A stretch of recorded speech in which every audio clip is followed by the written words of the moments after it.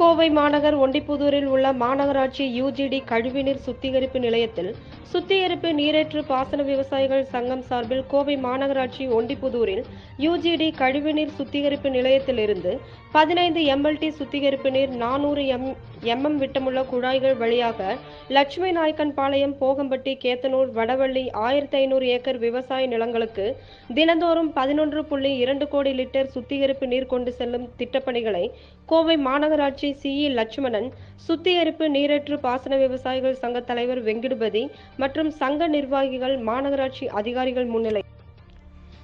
கோவை மாநகராட்சி முன்னாள் துணை மேயரும், கோவை மாநகர கிழக்கு மாவட்ட திமுக பொறுப்பாளரும், முன்னாள் சட்டமன்ற உறுப்பினருமான கார்த்திக் அவர்கள் துவக்கி வைத்தார்.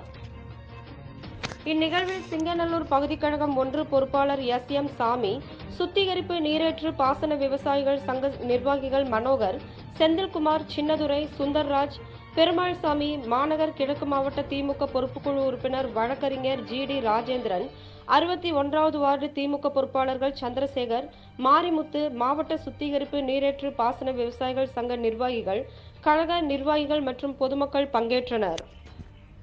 கோவை மாநகராட்சி பகுதியில் 2009ஆம் ஆண்டு அன்றைக்கு தமிழ்நாட்டின் முதலமைச்சராக இருந்த முத்தமிழறிஞர் தலைவர் கலைஞர் அவர்களும், அன்றைய உள்ளாட்சித்துறை அமைச்சராக இருந்த இன்றைய தமிழ்நாட்டினுடைய முதலமைச்சர் அன்பு தலைவர் தளபதி அவர்களும் சுமார் 377 கோடி ரூபாய் மதிப்பீட்டில் பாதாள சாக்கடை கட்டுமான பணிகளை தொடங்கி வைத்தார்கள்.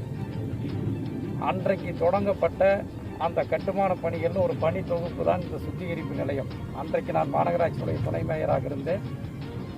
அப்பொழுது தொடங்கப்பட்ட அந்த சுத்திகரிப்பு நிலையத்தில் எதிர்காலத்தில் இங்கிருந்து சுத்திகரிக்கப்படுகின்ற அந்த நீரை விவசாயிகள் பயன்படுத்தத்தக்க வகையில் வழிவகை செய்ய வேண்டும் என்று சொல்லி அன்றைக்கே 2006லிருந்து 2011ஆம் ஆண்டு வரை திமுக ஆட்சி இருந்த காலத்திலேயே மாமன்றத்தில் அன்றைக்கு தீர்மானம் நிறைவேற்றப்பட்டது.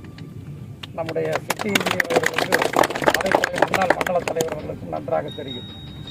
அன்றைக்கே நாங்கள் அந்த தீர்மானத்தை கொண்டு வந்து மன்றத்தில் அன்றைக்கே நாங்கள் அதை நிறைவேற்றினோம்.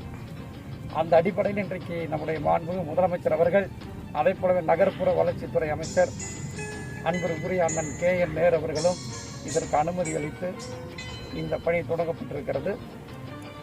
இந்த பணியின் மூலமாக தினமும் பார்த்தீங்கன்னா இங்கிருந்து